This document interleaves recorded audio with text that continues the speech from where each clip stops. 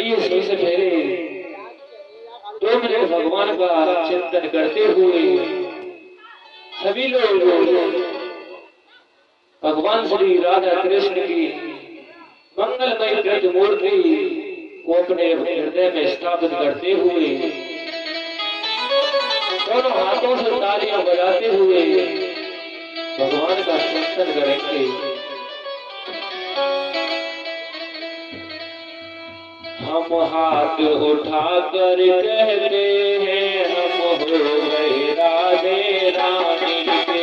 हम हाथ उठाकर कहते हैं हम हो गए राधा रानी के। हम हाथ उठाकर कहते हैं हम हो गए राधे रानी के। हम हाथ उठाकर कहते हैं हम हो गए राधा रानी के। हम हो गए राधे रानी के। हम हो गए राधा रानी के। हम हो गए श्यामा प्यारी के। हम हो गए श्यामा प्यारी के। हम हो गए राधे रानी के।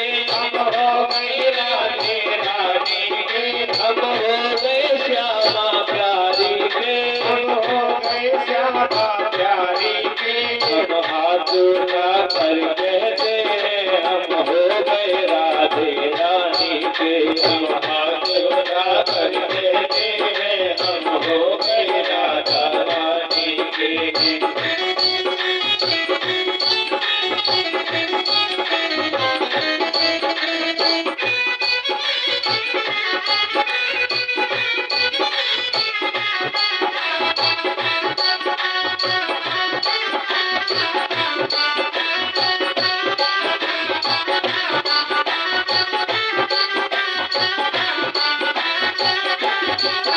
हम घर वालों से कह आए। हम घर वालों से कह आए। हम घर वालों से कह आए। हम घर वालों से कह आए। घर छोड़ बार देने आए। हम छोड़ देने आए। घर छोड़ बार देने आए। घर छोड़ बार देने आए। कोई भला करे या बुरा करे हम हो गए श्यामा प्यारी के। कोई भला करे या बुरा करे हम हो गए राधा रानी के। हम हाथ उठाकर कहते हैं हम हो गए राधे रानी के। कहते हैं हम हो गए राधा रानी के।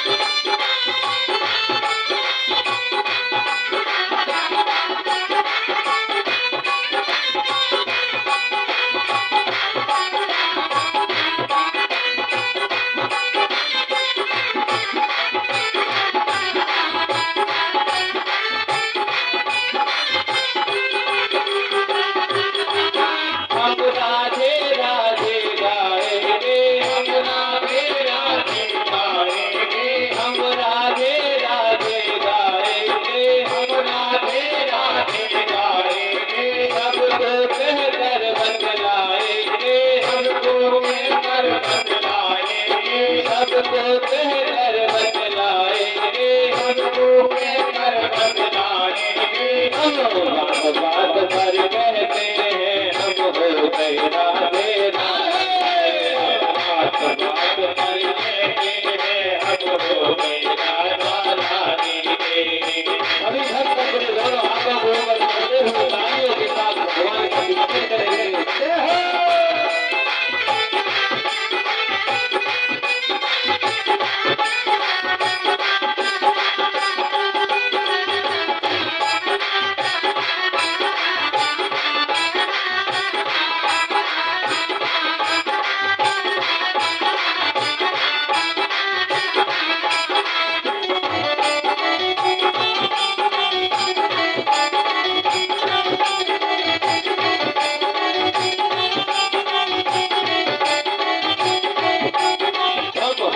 उठाकर कहते हैं हम हो गए राधे रानी के। हम हाथ उठाकर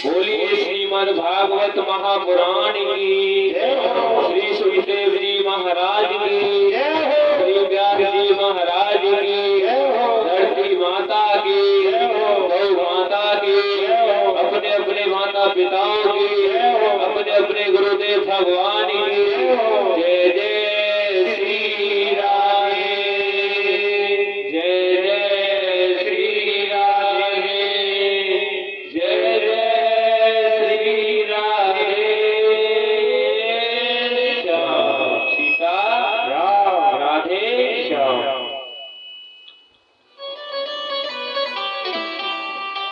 परम मंगल में परात्पर अखिलेश्वर अकल ब्रह्मांड नायक परात्पर परब्रह्म भगवान श्री कृष्ण की बांग में प्रतिमूर्ति श्रीमद् भागवत महापुराण की ज्ञान गंगा में डुबकी लगाते हुए सभी भक्त अपने जीवन को कृतार्थ कर रहे हैं।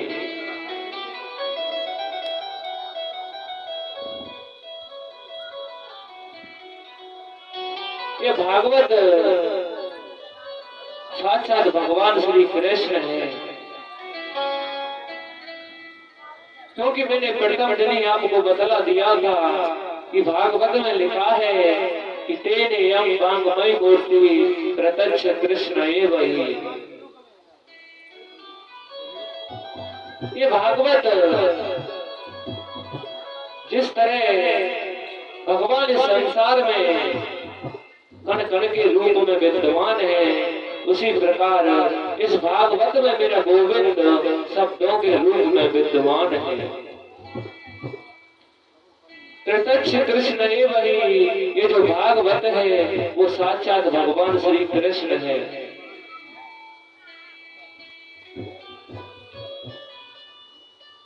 आज इस कथा का चतुर्थ दिवस है। सभी भक्त बड़े प्रेम के साथ, बड़े भाव के साथ आज चतुर्थ दिवस की कथा में प्रवेश करते हैं।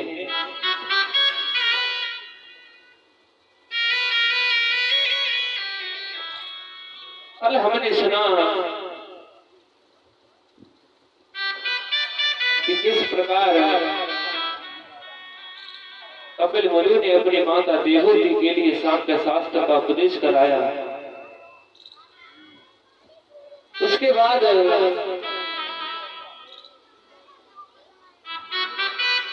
भक्त ध्रुव की कथा हुई और अंत में श्री वामन भगवान जी का अवतार हुआ। कभी कभी हमारे हाथों से किया हुआ धर्म भी अधर्म बन जाता है। लोग धर्म तो करते हैं, लेकिन कुछ त्रुटियों के कारण वही धर्म अधर्म बन जाता है। और कभी कभी किया हुआ अधर्म भी धर्म बन जाता है।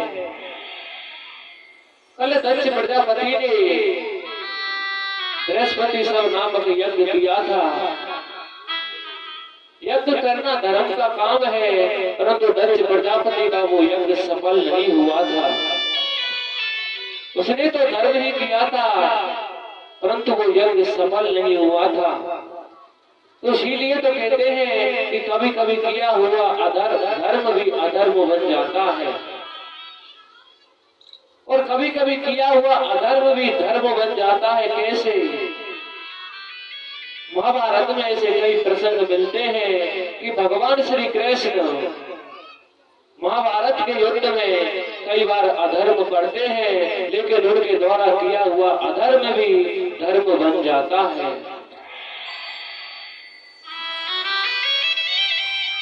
जब कर्ण के रथ का पहिया धरती ने निगल लिया था, तब भगवान श्री कृष्ण ने अर्जुन से कहा कि हे अर्जुन, तुम इस कर्ण पर बाण चलाओ और इसका वध कर दो। अर्जुन ने कहा कि हे प्रभु, मैं तो रथ पर हूँ, मेरे पास तो धनुष बाण है और कर्ण तो धरती पर खड़ा हुआ है। उसके रथ का पहिया जमीन में धंस गया है। यदि मैं उस पर बाण चलाऊंगा तो ये तो धर्म के विरुद्ध होगा। तो भगवान श्री कृष्ण ने कहा कि हे अर्जुन, तुम धर्म और अधर्म को छोड़ो, उसकी व्याख्या तो मैं जानता हूँ, तुम तो केवल कर्ण पर बाण चलाओ। दूसरा प्रसंग मिलता है, द्रोणाचार्य के वध के समय भगवान श्री कृष्ण ने युधिष्ठिर से झूठ बुलवा दिया था। सभी पांडवों ने कह दिया कि अश्वत्थामा मारा गया।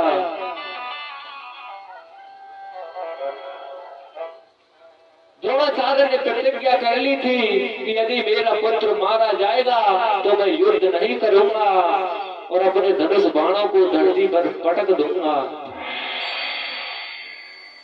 परंतु पांडवों ने झूठा शोर मचा दिया कि अश्वत्थामा मारा गया।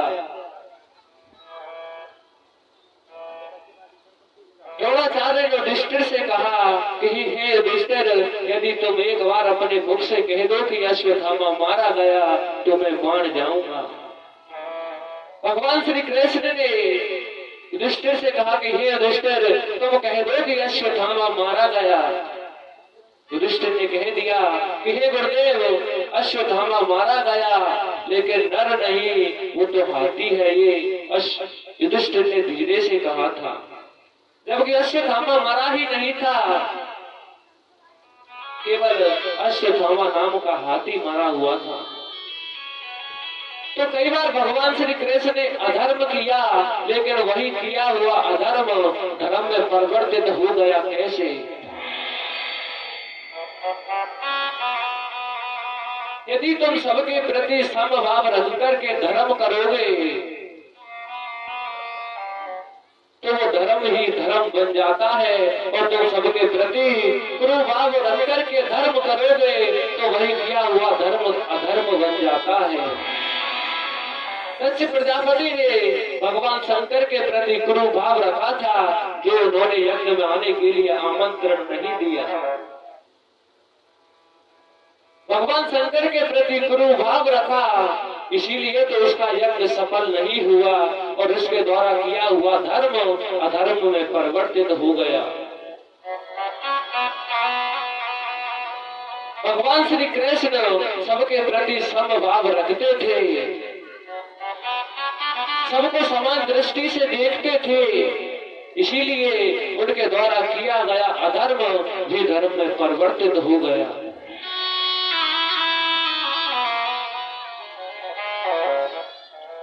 हम लोग भी जब कोई धर्म का काम करते हैं, किसी ना किसी के प्रति कुरुभाव रखते हैं, तो ऐसा धर्म करने से भी क्या फायदा जो हमारा धर्म सफल ही ना हो सके।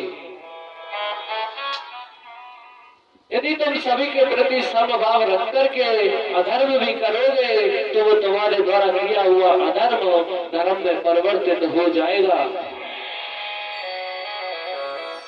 इसीलिए यदि धर्म करना है, दान पुण्य करना है, मन से करना है, सभी के प्रति समभाव रखना है। और समभाव नहीं तो तुम चाहे कितना भी दान पुण्य, चाहे कितना भी धर्म कर लो, आपको उसका कुछ भी फल प्राप्त नहीं होने वाला।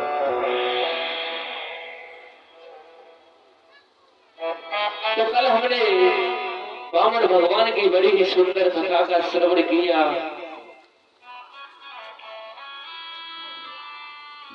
आज महाराज परीक्षित ने सुखदेव जी महाराज से पूछा कि हे प्रभु, नरकों के बारे में बतलाई कि नरक कितने प्रकार के होते हैं। मनुष्य तरह तरह के पाप करता है, उन मनुष्यों को किस किस नरक में जाना पड़ता है, मुझे नरकों का श्रवण कराइए। तो सुखदेव जी महाराज राजा परीक्षित के लिए 28 प्रकार के नरकों का वर्णन करते हैं। हमारी भागवत में 28 प्रकार के नरक बताए गए हैं। पहला है तामेश्र, दूसरा है अंग तामेश्र, कुंभी पाव, रौरव, महारौरव, काल सूत्र। इस प्रकार के 28 प्रकार के नरक होते हैं। जो व्यक्ति जैसा पाप करता है वो व्यक्ति उसी प्रकार के नरक में जाता है। जो दूसरे के धन का हरण करता है, जो दूसरे की पत्नियों को हरण करता है, जो दूसरों की पत्नी के साथ संबंध बनाता है, जो किसी की चोरी करता है, जो किसी की संतान का हरण करता है, उस व्यक्ति को यमदूत ले जा करके तामेश्वर नरक में डाल देते हैं। उस नरक में बड़ी भयंकर पीड़ा होती है। बड़े बड़े भयानक यमदूत उस व्यक्ति में कोड़े मारते हैं, लात घूसे से उसकी पिटाई करते हैं। व्यक्ति बड़ा घबराने लगता है कि यदि मैं इन पापों को ना करता तो आज मुझे इस प्रकार का नरक प्राप्त नहीं होता।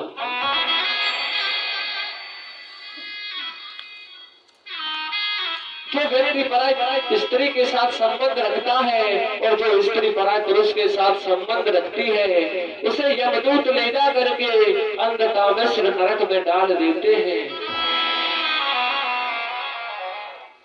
इस नरक में एक गर्म लोहे की स्त्री होती है, जो लोहे के समान तपी हुई होती है, लाल होती है। पाप करने वाले व्यक्ति को यमदूत उस लोहे की लाल स्त्री से चिपकाते हैं तो उसे बड़ी भयंकर पीड़ा होती है, उसका पूरा शरीर जलने लगता है। यदि इन नरकों से बचना है तो शास्त्रों के आधार पर चलिए। जो व्यक्ति मांस खाता है, जो शराब पीता है, जो अंडा, मुर्गी, मछली, बकरा, बकरी इत्यादि का सेवन करता है, यमदूत उसे ले जा करके महारौरव नरक में पटक देते हैं। इस नरक में एक लोहे की गर्म बहुत बड़ी कढ़ाई होती है। उस कढ़ाई में गर्म तेल खोलता रहता है। मांस खाने वाले व्यक्ति को यमदूत ले जा करके उस तेल की गर्म कढ़ाई में डाल देते हैं और उन्हें जीरे की तरह छोंक दिया जाता है।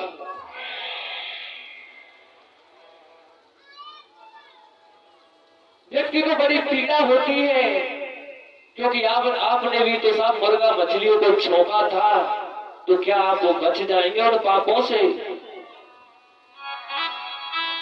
मांस खाने वाले व्यक्ति को यमदूत जीरे की तरह गर्म कढ़ाई में छोंक देते हैं तो जीभ बड़ा फड़फड़ाने लगता है। लोगों को पाप करने में तो बड़ा आनंद आता है, बड़ा मजा आता है। शराब पीने में बड़ा आनंद आता है, मांस खाने में बड़ा आनंद आता है, भोगों को भोगने में बड़ा आनंद आता है। लेकिन जब इन पापों का फल भोगना पड़ता है तब व्यक्ति बहुत पछताता है। मांस खाने वालों को मुर्गे की टांग को चूसने में बड़ा आनंद आता है, बड़ा मजा मिलता है मुर्गे की टांग को चूसने में। लेकिन जब पाप का फल भोगना पड़ेगा, बेटा नानी याद आएगी, नानी। क्योंकि पाप किया है तो फल तो भोगना ही पड़ेगा। लिखा है कि कर्म प्रधान विश्व रचना का, जैसा कर्म करोगे उसका फल तो भोगना ही पड़ेगा। पापों की कोई गिनती नहीं और नरकों की भी कोई गिनती नहीं। जितने नरक हैं उतने ही पाप हैं। कर्म के फलों से कोई बचता नहीं। एक बार क्या हुआ कि एक राजा था, उस राजा की सभा लगी हुई थी। उस राजा ने उस सभा में एक प्रश्न किया कि भाई, जिस दिन मेरा जन्म हुआ था उस दिन मेरे साथ कई बालकों का जन्म हुआ, लेकिन उन सारे बालकों से मैं ही राजा क्यों बना? और बालकों ने जन्म लिया, वो राजा क्यों नहीं बना? उनमें से मैं ही राजा क्यों बना? राजा के प्रश्न को सुनकर के सभी आश्चर्य में पड़ गए। हे राजन, ये आपने कैसा प्रश्न किया? गुरुजी ने कहा कि हे राजन, एक जंगल में महात्मा जी रहते हैं, तुम उस महात्मा के पास चले जाओ, वो तुम्हारे प्रश्न का उत्तर जरूर देंगे। राजा घोड़ी पर चढ़ करके उस जंगल की ओर जाने लगा। जंगल में पहुंचा, वहां पर एक साधु बैठा हुआ था। वो साधु अपने शरीर के मांस को नोच नोच करके खा रहा था। अपने ही शरीर के मांस को खा रहा था। राजा ने सोचा, ये कैसा साधु है जो अपने ही शरीर के मांस को नोच नोच करके खा रहा है। परंतु राजा को तो अपने सवाल का जवाब चाहिए। राजा गया, महात्मा के चरणों में गिर पड़ा, है महाराज, आप मेरे एक सवाल का जवाब दीजिए। महात्मा ने कहा कि राजन, आप प्रश्न कीजिए। राजा ने कहा कि हे महाराज, जिस दिन मेरा जन्म हुआ था उस दिन बहुत से बालकों का जन्म हुआ, उन सारे बालकों में से मैं ही राजा क्यों बना?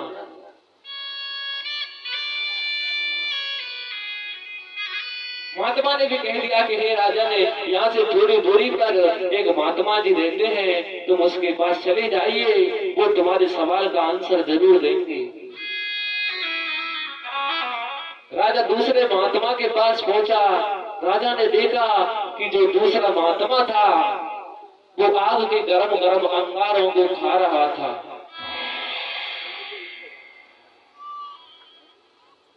पहला महात्मा तो अपने शरीर को नोच नोच करके खा रहा था और दूसरा महात्मा आग के अंगारों को खा रहा था।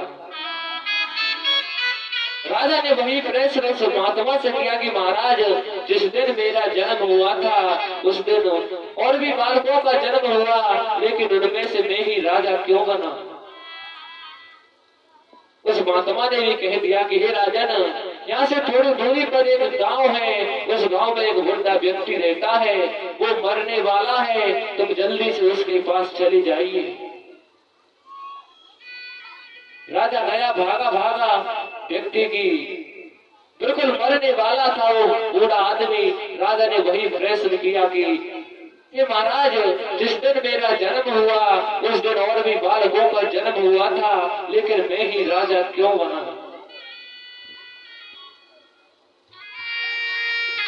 तब उस बूढ़े आदमी ने राजा को समझाया कि हे राजन, पिछले जन्म में हम 4 भाई थे, एक तो तुम और एक जो राजा को महात्मा मिले थे, ये 4 भाई थे। एक तो वो जो अपने मांस को खा रहा था, एक आग के अंगारों को खा रहा था, और एक राजा और एक वो बुढ़ा आदमी। ये पिछले जन्म में 4 भाई थे। उस बुढ़े ने कहा कि हे राजन, हम पिछले जन्म में 4 भाई थे, एक दिन हमारे गांव में अकाल पड़ा, कुछ भी खाने के लिए नहीं था, हम 4 भाई भूख से तड़प रहे थे। बहुत समय गुजर गया परंतु हमें कहीं भी खाने को नहीं मिला। भगवान की कृपा से एक दिन हमें थोड़ा सा भोजन मिलता है। उस भोजन को हम 4 भाइयों ने थोड़ा थोड़ा बांट लिया। अब 4 भाई उस भोजन को खाने ही वाले थे, तभी एक भूखा ब्राह्मण आ गया। वो हमसे भोजन मांगने लगा। एक ने तो कह दिया कि हे ब्राह्मण, यदि मैं इस भोजन को तुम्हें दे दूंगा तो मैं क्या अपना मांस खाऊंगा? तो हे राजन, जो महात्मा मांस कहा रहा था ये पिछले जन्म का वही है जिसने ब्राह्मण से कहा था कि मैं अपना मांस खाऊंगा। तो इस जन्म में वो व्यक्ति अपने शरीर का मांस नोच नोच करके खा रहा है। उस ब्राह्मण ने दूसरे से भोजन मांगा, उसने कह दिया कि यदि मैं अपने भोजन को तुम्हें दे दूंगा तो मैं क्या अंगार खाऊंगा। तो हे राजन, वो इस जन्म में आग के अंगारों को खा रहा है, आग के अंगारों को खा रहा है। और हे राजन, उसने मुझसे भोजन मांगा, मैंने कह दिया कि यदि मैं इस भोजन को तुम्हारे लिए दे दूंगा तो क्या मैं मर नहीं जाऊंगा। तो हे राजन, आज मैं मरने के लिए जा रहा हूं, आज मेरा अंतिम दिन है, आज मैं मरने वाला हूं। और इस भूखे ब्राह्मण ने तुमसे भोजन मांगा, तुमसे उसकी भूख बर्दाश्त नहीं हुई और तुमने उस ब्राह्मण के लिए अपना सारा भोजन दे दिया। और उसी का परिणाम है कि हे राजन, आज तुम राजा बने हुए हो, क्योंकि तुमने पिछले जन्म में किसी भूखे ब्राह्मण की भूख को मिटाया था। ये तुम्हें उसी पुण्य का फल है जो कि तुम आज राजा बने हुए हो। अब राजा को अपने उत्तर का, अपने प्रश्न का आंसर मिल गया और राजा खुशी खुशी से अपने राज्य में लौट आया। तो महाराज, इस पृथ्वी पर हम जैसा करेंगे उसका फल हमें उसी प्रकार मिलेगा। सुखदेव जी कहते हैं कि हे राजन, नरकों की कोई गिनती नहीं और पापों की कोई गिनती नहीं। इन पापों से तो बड़े बड़े व्यक्ति नहीं बचे, पितामह भीष्म जैसे को इन पापों की सजा भोगनी पड़ी, तो हम जैसे तुच्छ प्राणियों को सजा तो भोगनी ही पड़ेगी। पितामह भीष्म ने 125 जन्म पहले एक जिंदे सांप को उठा करके कांटों की झाड़ियों में फेंक दिया था। उस सर्प के पूरे शरीर में कांटे चुभ गए थे और उसी पाप के कारण पितामह भीष्म को बाणों की सैया प्राप्त हुई। एक बार धृतराष्ट्र ने महर्षि वेदव्यास से पूछा कि हे महाराज, मुझे मेरे 72 जन्मों का पता है, इन 72 जन्मों में मैंने कोई पाप नहीं किया, तो फिर मेरा कुल समाप्त क्यों हो गया, मेरे 100 के 100 बेटे क्यों मारे गए। मैंने कोई पाप नहीं किया, मुझे मेरे 72 जन्मों की पता है, मैंने कोई पाप नहीं किया, तो मेरा पूरा कुल समाप्त क्यों हो गया। तब महर्षि वेदव्यास ने कहा कि हे राजन, आपको तो केवल 72 जन्मों का ही पता है, लेकिन मैं तुम्हारे 73वें जन्म को भी जानता हूँ। तुमने उस जन्म में एक राजा थे, तुम शिकार करने के लिए निकले थे, तुम्हें एक हिरण देखा, तुमने उस हिरण पर एक बाण चलाया, वो हिरण भागता भागता एक झाड़ी में जा छुपा। उस झाड़ी में एक सर्पनी के 100 बच्चे थे, तुमने उस झाड़ी में आग लगा दी, वो हिरण तो भाग गया, लेकिन उस झाड़ी में जो सर्प के 100 बच्चे थे, वो 100 के 100 बच्चे उस अग्नि में जल करके भस्म हो गए। तो हे राजन, ये उसी पाप का दंड है कि आज तुम्हारा पूरा कुल समाप्त हो गया, आज तुम्हारे 100 के 100 बच्चे समाप्त हो गए। तो महाराज, इस दुनिया में आप जैसा करोगे आपको उसी प्रकार का उसका फल भोगना पड़ेगा। जो व्यक्ति मुर्गा, मछली, बकरा, बकरी को काटता है, उसे यमदूत ले जा करके कुंभी पाप नरक में डाल देते हैं। उस नरक में इस पापी को यमदूत चाकू से गोद गोद करके गरम तेल की कढ़ाई में छोड़ देते हैं, जैसे आजकल के इंसान मुर्गा मछली को छोड़ते हैं, उसी प्रकार यमदूत उस पापी व्यक्ति को चाकुओं से काट काट करके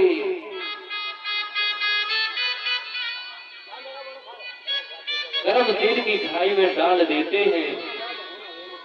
जो व्यक्ति शराब पीता है, जो हिंसा करता है, उसे यमदूत ले जा करके अंधकूप नामक नरक में डाल देते हैं। इस नरक में कीड़े मकोड़ों से निकाला हुआ खून और मवाद होता है। शराब पीने वाले पापी को और कीड़े मकोड़ों से निकाला गया खून और मवाद पिलाया जाता है। कि बेटा, जीवन भर तो तूने शराब पिया, कभी भगवान का भजन नहीं किया, और अब नरकों का फल भोग। अब नरकों में कीड़े मकोड़ों का खून और उनकी मवाद को पी।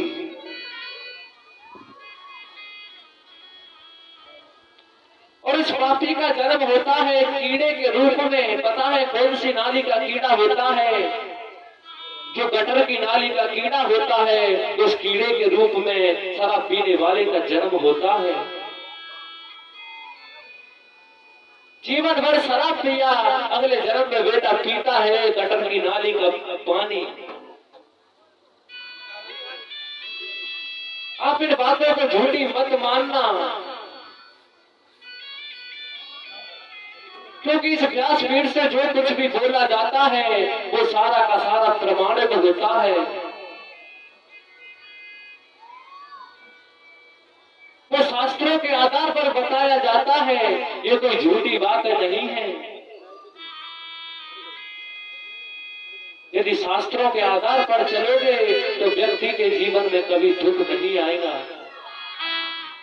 जो व्यक्ति इस पृथ्वी पर जन्म लेकर के भगवान का भजन नहीं करता, जो भगवान को भूल जाता है, उसे यमदूत ले जा करके वैतरणी नामक नरक में डाल देते हैं। ये एक नदी होती है जो रक्त मांस मवाद तरह तरह की गंदी वस्तुओं से भरी हुई होती है। विभिन्न प्रकार के जीव जंतुओं का रक्त होता है, उनकी मवाद होती है, हड्डियां डरी हुई होती हैं। पाप करने वाले व्यक्ति को वैतरणी नामक नरक में डाल दिया जाता है। उस नरक में अनेक प्रकार के जीव जंतु होते हैं, मगरमच्छ, घड़ियाल, सर्प, बिच्छू। पापी व्यक्ति को ये सभी प्रकार के जीव जंतु काटने लगते हैं। जीव को बड़ा कष्ट होता है, फड़फड़ाने लगता है, बाद में पछताता है, यदि इस प्रकार के पापों को ना करता तो आज मुझे पापों का फल भोगना नहीं पड़ता। साहब पाप किया है तो फल तो भोगना ही पड़ेगा, क्योंकि जैसी करनी वैसी भरनी, आज किया कल पाएगा। आप जैसा करोगे आपके साथ वैसा ही होगा।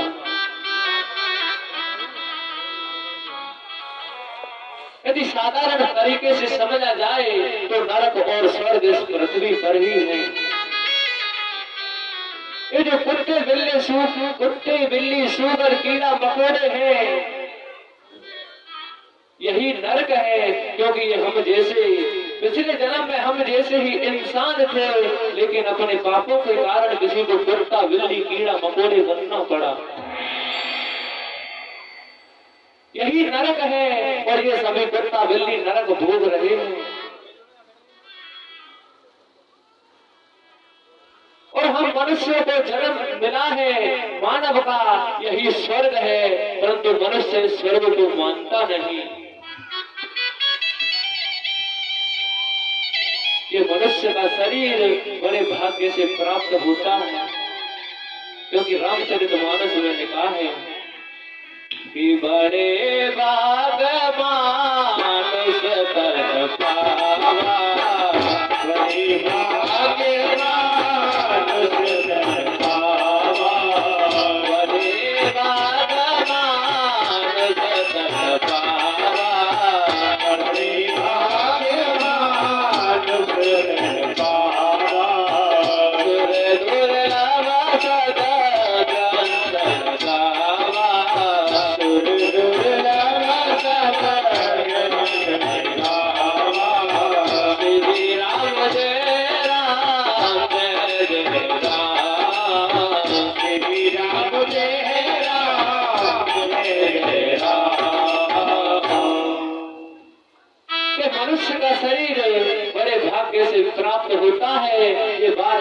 किसी के लिए नहीं मिलता।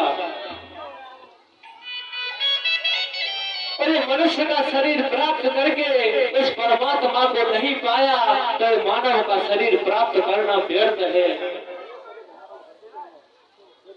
इसीलिए मैं कहता हूँ कि अभी आपके पास समय है, अभी कुछ नहीं बिगड़ा, अभी सुधर जाओ। हमारे क्षेत्र में, इस पूरे क्षेत्र में धार्मिक अनुष्ठानों की बहुत कमी है।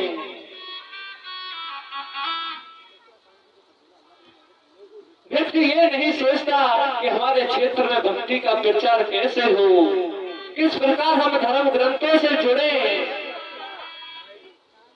तुम इंसान हो, कोई पशु नहीं। तुम्हारे पास अक्ल है परंतु तुम उस अक्ल का उपयोग नहीं करते। भगवान ने तुम्हारे लिए बुद्धि दी है परंतु मनुष्य उस बुद्धि का उपयोग नहीं करता, उस बुद्धि का दुरुपयोग करता है। उस बुद्धि का उपयोग मनुष्य शराब जुआ खेलने में करता है, सट्टे लगाने में करता है। किसी ने इस भारत को आजादी दिलाने के लिए अपने प्राणों को त्याग दिया, फांसी पर लटक गए परंतु उन्होंने हार नहीं मानी। परंतु आज की औलाद, आज उन्हीं महापुरुषों की औलाद इस भारत देश को जुए में, सट्टे में और शराब में बेचे जा रहे हैं।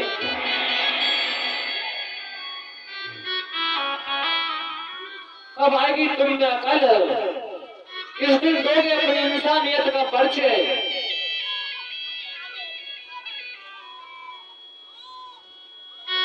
इस भारत भूमि के महत्व को समझिए।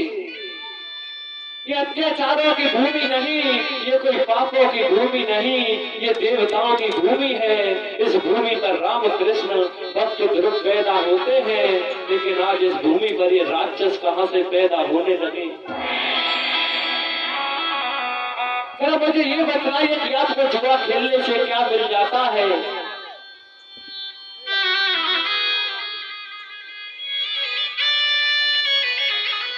ये बड़े बड़े लोगों को शर्म नहीं आती अपने बच्चों के सामने जुआ खेलने में।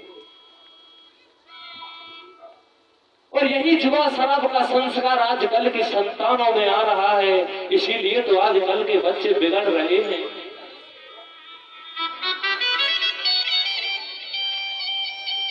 क्या संस्कार दोगे अपने बच्चों को? क्या सिखाओगे? क्या यही सिखाओगे बेटा इस समय हम जुआ खेल रहे हैं, इस समय हम शराब पी रहे हैं, तो शराब पीने की और जुआ खेलने की इस परंपरा को आगे बढ़ाना, क्या यही सिखाओगे? साहब तुम इंसान हो, तुम्हारे पास बुद्धि है, कोई पशु नहीं हो। तुम पशुओं के पास बुद्धि नहीं होती, फिर भी वो पशु अपनी बुद्धि का परिचय देते हैं। और हम इंसान होकर भी, हमारे पास बुद्धि होते हुए भी हम उस बुद्धि का परिचय नहीं देते। शेर बुद्धिहीन प्राणी है, उसके पास कोई अक्ल नहीं होती। शेर का भोजन है केवल मांस, क्योंकि परमात्मा ने शेर का भोजन केवल मांस ही बनाया है। और हमारा भोजन है केवल दाल और रोटी। शेर अपने भोजन को त्याग करके किसी दूसरी वस्तु का सेवन नहीं करता। क्या किसी ने किसी शेर को रोटी खाते हुए देखा है? क्या मांस के अलावा और कुछ वस्तुएं खाते हुए देखा है? अब कोई तो ये कह रहा होगा कि हमने शेर देखा ही नहीं, तो बताएं कैसे? मैं बताता हूं। शेर मांस को छोड़ करके और किसी वस्तु का सेवन नहीं करता। शेर बुद्धिहीन प्राणी है, लेकिन वो अपनी बुद्धि का उपयोग करता है, वो अपनी बुद्धि का परिचय देता है। और हम इंसान हैं, हम इंसान अपने भोजन को छोड़ करके मांस मदिरा को क्यों खाते हैं साहब? क्या यही तुम्हारी इंसानियत है? क्या इसीलिए तुमको परमात्मा ने पैदा किया कि पृथ्वी पर जाकर एक दूसरे जीव का मांस खाना, एक दूसरे जीव की हत्या करना?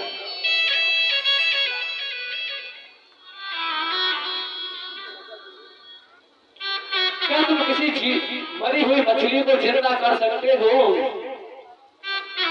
क्या किसी मर के मछली बकरा बकरी को जिंदा कर सकते हो?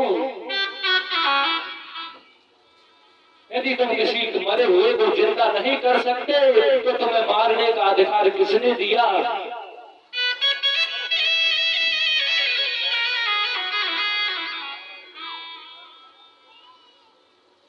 साहब, इन पर विचार कीजिए। यदि आप ही नहीं सुधरोगे तो हमारी संतान कैसे सुधरेगी?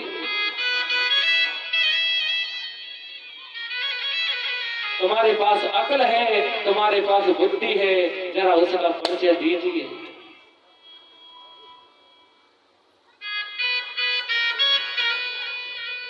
यदि नरक में जाने से बचना है तो शास्त्रों के आधार पर चलना होगा। तो जो पशु पक्षी हैं वो अपना नरक भोग रहे हैं और हम इंसान स्वर्ग भोग रहे हैं। और जिस स्थान पर भगवान की कथाएं होती हो वही मेरे गोविंद का वैकुंठ है। क्योंकि भगवान के वैकुंठ में जो आनंद आता है वही उससे कहीं ज्यादा आनंद भगवान की कथाओं को सुनने में आता है। आज हमारा ये क्षेत्र वैकुंठ बना हुआ है क्योंकि भगवान स्वयं कहते हैं कि कथा भागवत तास्यापि नित्यम भवते अदग्रहे तदग्रहं तीर्थरूपम हि बसतां पापनाशनम्। भगवान कहते हैं जिस स्थान पर मेरी कथाएं होती हो, जिस स्थान पर मेरी कथाओं का गुणगान किया जाता हो वो स्थान साक्षात वैकुंठ बन जाता है। उस कथा रूपी वैकुंठ में भगवान अपने निज धाम वैकुंठ को भी छोड़ करके आते हैं।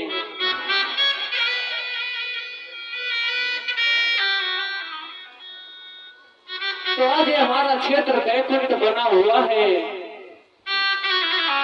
इस कथा रूपी वैकुंठ में जितना आनंद लेना चाहते हो ले लो, जितना भगवान का नाम पीना चाहते हो, जितना मेरे गोविंद का रस पिया जा सके उतना पी लो।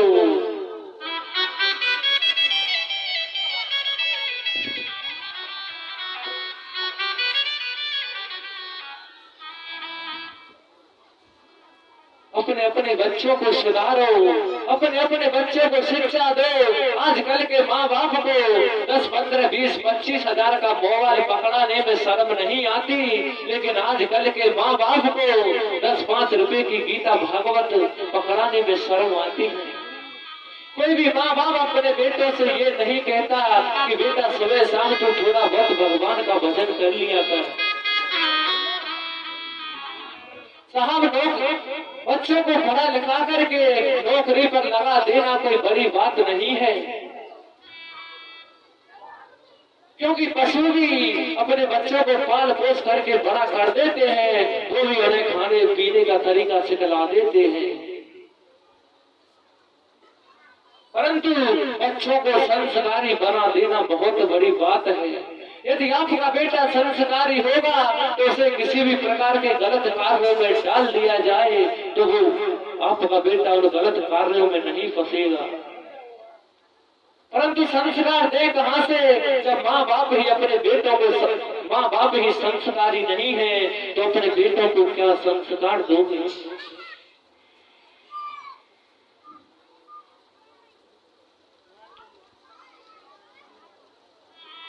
हम में से किसी की उम्र, किसी की 20 वर्ष हो गई, किसी की 50 वर्ष हो गई, किसी की 60 हो गई, किसी की 80 हो गई, लेकिन अभी भगवान का भजन नहीं किया, अभी उस गोविंद के दर्शन नहीं किए, जबकि ध्रुव जी महाराज ने तो केवल 5 वर्ष की उम्र में ही मेरे गोविंद को प्राप्त कर लिया, और हमने से किसी की उम्र 50-60, किसी की 80 हो गई, अभी उस भगवान का भजन भी नहीं किया। क्या उस गोविंद की प्राप्ति किए बिना ही मर जाओगे? यदि उसकी प्राप्ति किए बिना मर गए तो तुम्हारा ये मानव जीवन व्यर्थ हो जाएगा। इसीलिए कहता हूं कि आज से ही उस भगवान की ओर अपने पैरों को बढ़ाइए। यदि आप मेरे गोविंद की ओर एक कदम बढ़ाओगे तो मेरा गोविंद आपकी ओर 60 कदम बढ़ाएगा। जरा बढ़ाकर तो देखिए। इस प्रकार सुखदेव जी महाराज ने राजा परीक्षित के लिए 28 प्रकार के नरकों का श्रवण कराया।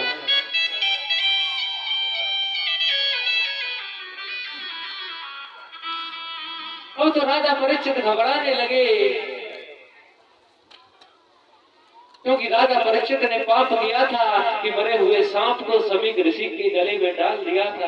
राजा परीक्षित घबराने लगा, महाराज मुझे भी नरक में जाना पड़ेगा, क्योंकि मैंने भी पाप किया है, मुझे नरक में जाने से डर लग रहा है। कोई ऐसा साधन बतलाइए कि मुझे नरक में जाना नहीं पड़े। सुखदेव जी ने राजा परीक्षित से कहा कि हे राजन, तुम चिंता मत करो, केवल भगवान का स्मरण कीजिए, उसका चिंतन कीजिए, तुम नरक में कभी नहीं जाओगे। क्योंकि गीता में भगवान श्री कृष्ण कहते हैं कि सर्वधर्मान परित्यज्य मामेकां शरणं व्रज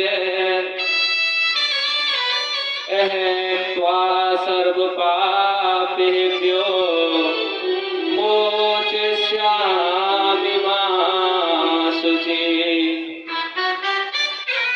भगवान कहते हैं सर्वधर्मान परित्यज्य मामेकं शरणं व्रज। चाहे कितना भी पापी व्यक्ति हो, चाहे उसने जीवन भर पाप ही पाप किए हो, वो सभी धर्मों को छोड़ करके केवल मेरी ही शरण में आ जाए तो मैं उसे सभी पापों से मुक्ति दिला दूंगा, मैं उसे सभी पापों से मुक्त कर दूंगा। लेकिन आज का कोई भी पापी इन बातों को मानता नहीं। यदि मेरे गोविंद की शरण में चले गए तो सभी पापों से मुक्ति मिल जाएगी। और रामचरितमानस में बाबा तुलसीदास जी ने भी लिखा है कि सनमो कहो जीव मोह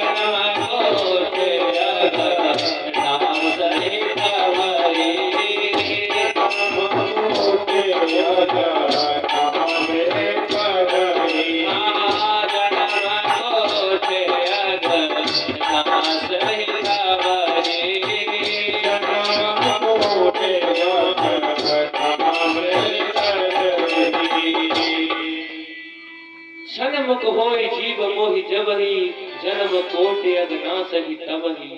भगवान कहते हैं यदि कोई पापी व्यक्ति मेरे सामने खड़ा होकर एक बार कह दे कि हे गोविंद मैं तेरा हूँ, मैंने अपने आप को तुम्हारे लिए सौंप दिया, तो मैं उसको सभी पापों से मुक्त करके अपनी शरण में ले लूंगा और उसका कल्याण कर दूंगा। इन शास्त्रों की बातों को मानिए। अभी आपके पास समय है, अभी उस भगवान से जुड़ जाइए, उस भगवान का भजन कीजिए। राजा परीक्षित सुखदेव जी से कहते हैं कि हे प्रभु, मेरी बात समझ में नहीं आती, मुझे कोई दृष्टांत दीजिए कि किस पापी की मुक्ति भगवान के नाम से हुई है। तब सुखदेव जी महाराज राजा परीक्षित के लिए अजामिल की कथा सुनाते हैं कि हे राजन, प्राचीन काल में एक नगर था कि कान्हे कुब्जे तुझे कष्ट दासीर पति मिले नाम महानष्ट सदाचारो दास्या संसर्ग दोषित। सुखदेव जी कहते हैं कि हे राजन, कान्हे कुब्जे तुझे काश्यद दासीर पति मिले। प्राचीन काल में एक कान्हे कुब्ज नामक नगर था। उस नगर में एक दासी पति ब्राह्मण रहा करता था। उस ब्राह्मण का नाम था अजामिल। एक दासी की संगति ने अजामिल के चरित्र को बिगाड़ दिया। ये अजामिल पहले तो भगवान का बहुत बड़ा भक्त था। अजामिल पंडितों ज्ञानी, ये अजामिल ब्राह्मण और बहुत बड़ा ज्ञानी था। सुखदेव जी राजा परीक्षित ने कहा कि हे प्रभु, फिर अजामिल ने अपने चरित्र को किस प्रकार बिगाड़ लिया, मुझे इसका श्रवण कराइए। तब सुखदेव जी कहते हैं कि हे राजन, एक दिन ये अजामिल अपने पिता के कहने से जंगल में फल फूल लेने के लिए गया था। जब उधर से लौट के आ रहा था, तब रास्ते में इसने एक दृश्य देखा कि एक वेश्या और एक आदमी दोनों शराब पी रहे हैं। वो आदमी शूद्र था और जो स्त्री थी वो वेश्या थी, परंतु वो वेश्या बहुत सुंदर थी। वो शूद्र उस वेश्या के लिए शराब पिला रहा था, कभी उसके अंगों का स्पर्श करता, कभी उसके शरीर का आलिंगन करता। जब अजामिल ने उस वेश्या को देखा तो अजामिल के हृदय में उसके प्रति प्रेम जाग गया। दृष्टवा काम लिप्ते ने बहु ना परम अम्बिताम जगाम हृदय वंशम सहे सेव विमोहित। अजामिल उस वेश्या पर मोहित हो गया। अब जैसे ही अजामिल घर आया, अपने घर की सारी संपत्ति को लिया और ले जाकर के उस वेश्या के चरणों में डाल दिया। उससे कहा कि मेरे पास इतना धन है, आप मेरे साथ चलिए। अजामिल उसको लेकर के अपने घर आ गया। अजामिल की पहली पत्नी थी जिसके साथ उसका विवाह हुआ था। अजामिल ने उस पत्नी को छोड़ दिया और उस वेश्या को अपने घर में रख लिया।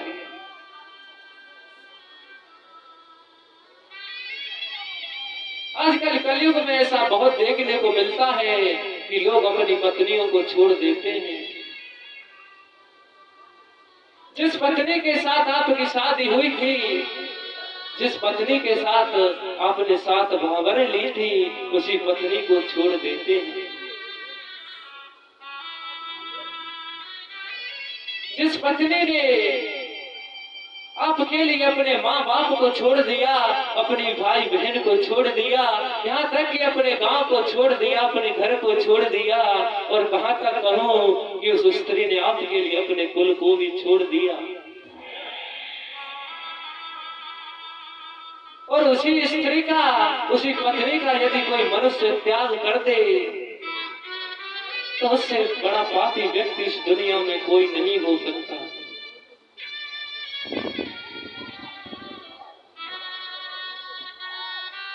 जिस पत्नी ने आपके लिए, केवल अपने पति के लिए, अपने सारे सगे संबंधियों को भी छोड़ दिया,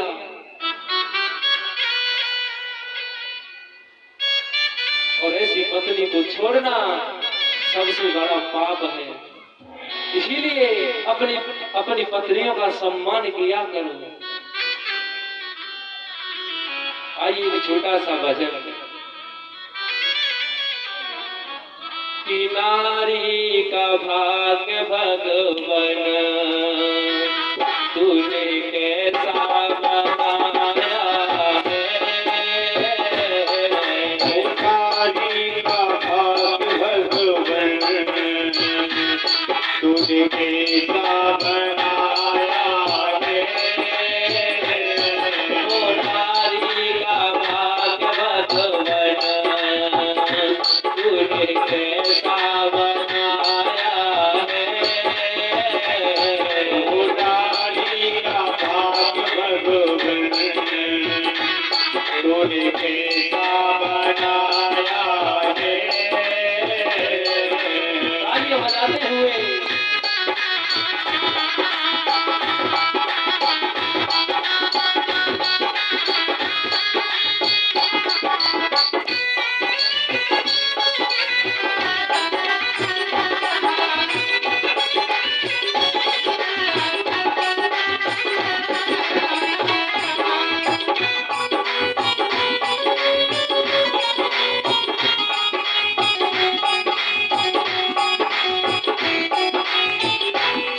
अहिल्या जैसी नारी को इंद्र ने सताया है। अहिल्या जैसी नारी को इंद्र ने सताया है। अहिल्या जैसी नारी को इंद्र ने सताया है। अहिल्या जैसी नारी को इंद्र ने सताया है। उनके पति ने उनको उनके पति ने उनको पत्थर का बनाया है। नारी का भाग्य भगवन तूने कैसा बनाया है। हरि बोल।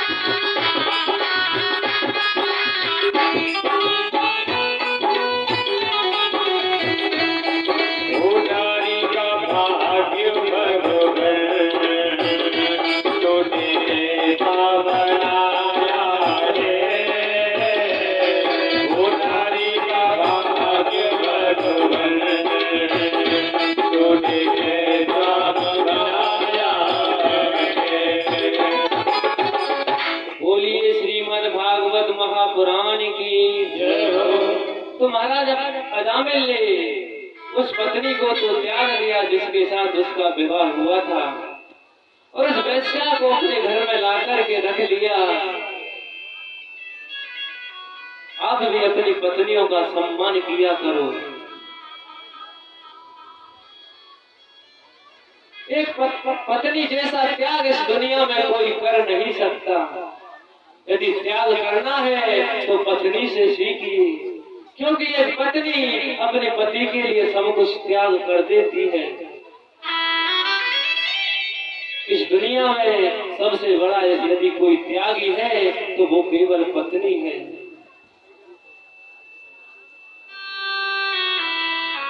अब तो महाराज अजामिल के धीरे धीरे समय गुजरा। अजामिल के 9 बच्चे हो गए उस वेश्या के गर्भ से। वो 10वां भी ब्लैक लिस्ट में पड़ा है, 10वां होने वाला है। अजामिल सोच रहा है, अरे राम राम राम, 9 बच्चे हो गए और 10वां पेट में पल रहा है, इनका लालन पालन कैसे करूं?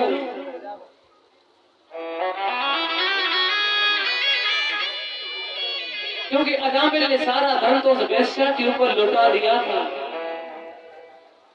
अब तो अजामिल चोरी डकैती मार पीट करने लगा, शराब पीने लगा, जुआ खेलने लगा, तरह तरह के पाप करने लगा। अजामिल पूर्ण रूप से निर्धन हो गया। आजकल के लोग कहते हैं कि हमारे घर में पैसा रुकता नहीं, धन रुकता नहीं, क्या करें? क्या कभी सोचा है कि आपके घर में पैसे ना रुकने का कारण क्या है? इसका कारण क्या है? क्या कोई बता सकता है? इसका कारण है स्त्री का अपमान, क्योंकि स्त्री को देवी लक्ष्मी का स्वरूप माना जाता है। आजकल के इंसान अपनी उस लक्ष्मी स्वरूप पत्नी का अपमान करते हैं। स्त्रियां लक्ष्मी का रूप होती हैं। साहब, आप यदि उस लक्ष्मी का ही अपमान करोगे तो आपके घर में लक्ष्मी कैसे रुकेगी? आप तो इस लक्ष्मी को मारते हो, पीटते हो, उससे गालियां देते हो, तो क्या आपके घर में लक्ष्मी रुक सकती है?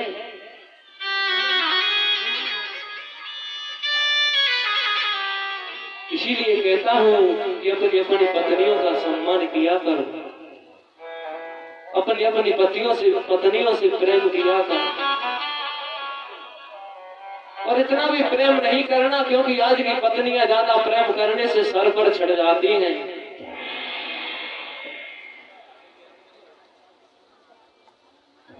उतना ही करिए लिमिट का। एक बार क्या हुआ कि एक आदमी था और उसकी पत्नी थी। उस आदमी की पत्नी भोजन